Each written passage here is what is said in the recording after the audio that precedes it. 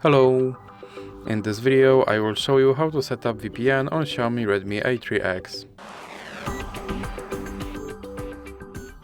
So you have to start by opening your Google Play Store, then click on search bar and type in Turbo VPN and click search.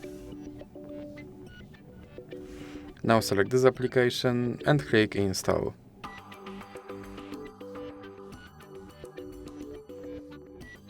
Now you can click open, then click agree and continue.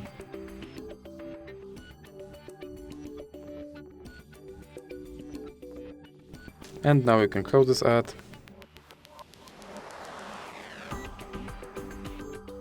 Then click allow.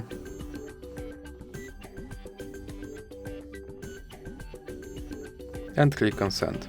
Now you can click on this button to start your VPN and click OK. Now you can close this ad, and as you can see I'm connected to VPN in Netherlands. So that's it for this video. If you liked it, please remember to leave like and subscribe.